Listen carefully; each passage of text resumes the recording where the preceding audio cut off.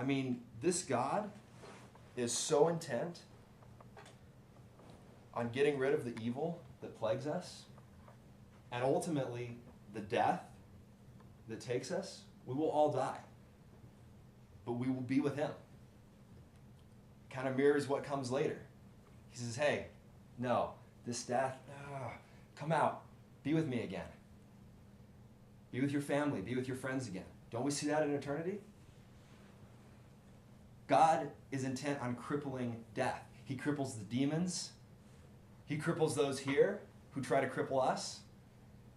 And then he goes and cripples death. Boom. It's with that intensity that God goes through and tries to eradicate that evil. Do you believe that God fights for you? And if you don't, how much will that change so much of what you think about God? It's amazing. We all want people to stand up for us. And God does in a big way that we could never stand up for ourselves. And I love this quote here. It's from G.K. Chesterton. I was talking about it the other day. He said, the life of Jesus went as swift and straight as a thunderbolt, almost in a manner of a military march, certainly in the manner of the quest of a hero moving to his achievement or his doom. And look at what he wanted to achieve. To cripple evil. And he did it. I absolutely love that. I really do. It blows my mind. And the last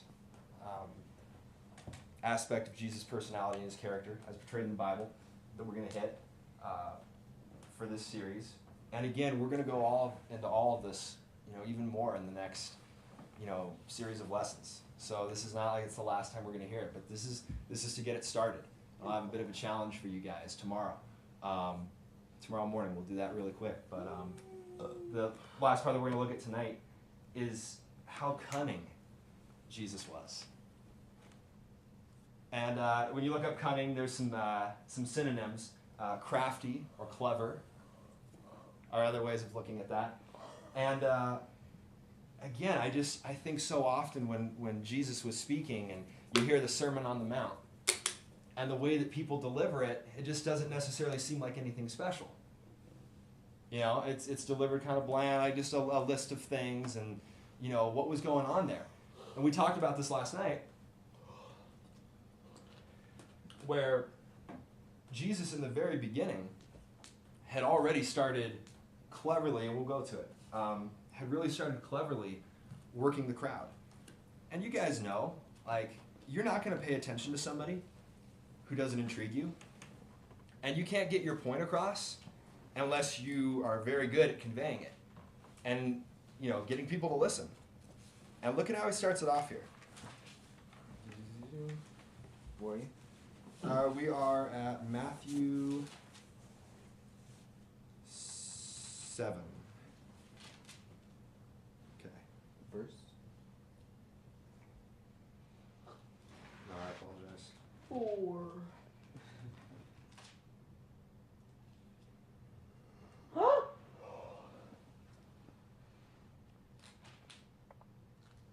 Lost my marker here. Sorry, guys. Give me 1 second. Oh, it's my baby.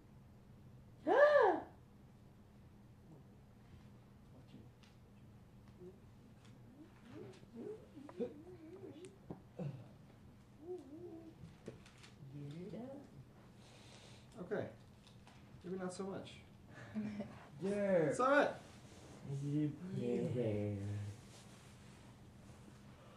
All right. Here we go. Now I find it. Matthew 5, starting at verse 17. Don't suppose, this is out of the Message. Don't suppose for a minute that I have come to demolish the scriptures, either God's law or the prophets. I'm not here to demolish, but to complete. I'm going to put it all together in a vast panorama. God's law is more real and more lasting than the stars in the sky and the ground at your feet. And long after the stars have burned out and the earth wears out, God's law will be alive and working. Trivialize even the smallest item in God's law, and you'll only have trivialized yourself. But take it seriously and show the way for others, and you will find honor in the kingdom. Unless you do far better than the Pharisees in the matters of right living, you won't know the first thing about entering the kingdom. Yeah, what's up? So is he saying, like, because there's a theory that, like, the sun will blow up and stuff, like, is he saying the sun will blow up before Armageddon? No.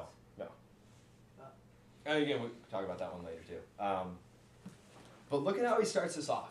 This is his first big public address, right? And he's got all of the religious leaders, well, not all of them, many religious leaders standing around. He's got a big crowd of people. How do you set up what you're about to say? Because what he's about to say is incredibly controversial. It is. You start reading it, you see it for what it is, it's incredible. And he knows that you got to phrase it in such a way. Obviously, we talked about this morning. He stays true to himself. He has that freedom that he's not concerned with what other people are thinking. He does the right things for the right reasons, right? But he puts it in such a way that it's gonna stick in your head because you're not going to realize that he's sticking it to you. And he's going to reach deep down into your heart and pull these things out and convict you of these things, and before you even have a chance to get your guard up. It's incredible. And he's talking about the Pharisees. They're going to start thinking, like, is this guy, coming to abolish the law? Like, because they held certain standards. And he said, no, I haven't come to abolish it at all. I've come to fulfill it. I've come to show you what I really meant by this. And they're kind of going, oh, so whatever's coming up, he's going to stick to it. Okay, cool. I'm good, right? And all of a sudden, their attention is hooked. And then he looks at everybody else, and he says, you have to do better than they're doing. Understand that the Pharisees were considered, they had it down. You couldn't get it down any better than this. People went to them like, how do I get God's law down right? And oh, they're the experts. They're going to tell you how to get it down right. And he says, you got to do better than them. And all of a sudden the crowd's like, huh? What's this guy? And now they're interested. And this is how you get people interested in all the stuff that you're about to lay down. He's clever. He's crafty. He knows how to hook people in. And then he goes about presenting God's law in a way that was absolutely revolutionary.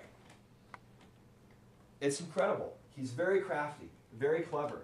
And God does that with our lives and our interactions. I've had God do that to me I don't know how many times, But to give an example again, because we're going out of the Bible, there's a story where Jesus is going through Samaria, and he encounters a woman at the well. He walks up, he's tired, he sits down, he asks for some water. Now understand, if you were Jewish at that time, you did not go through that part of town. You did not go through that country. You did not go through Samaria. You didn't do it. You went around. So the fact that he's going through in the first place, just to set up some context, the fact that he's going through in the first place, it's going to make people step out, what are you doing? The fact that he's sitting down, a Jewish rabbi, single Jewish rabbi, and talking to another woman in public, who in Samaria, who is Samaritan, this is not normal. He sits down and he starts talking to her. And they have this conversation, and they're going back and forth, and we'll go into that one really quick here. John 4, 4 through 32.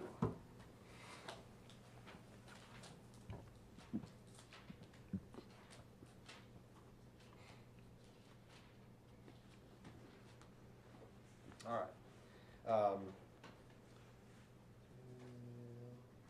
A woman, a Samaritan, came to draw water. Jesus said, "Would you give me a drink of water?" His disciples had gone to the village to buy food for lunch. The Samaritan woman, taken aback, because understand, she can tell who this guy is, and normally they would never be talking, and he wouldn't even be coming through this part of the country. Samaritan woman, taken aback, asked, "How come you, a Jew, are asking me, a Samaritan woman, for a drink?" And it actually says in the Message translation, Jews in those days wouldn't be caught dead talking to Samaritans. Is it really? It does. That's how they translate it.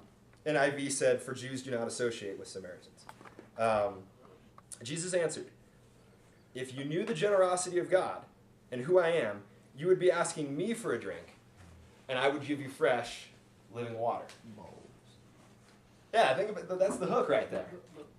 You're asking me for a drink? Well, actually, if you knew who I was, you'd be asking me for a drink.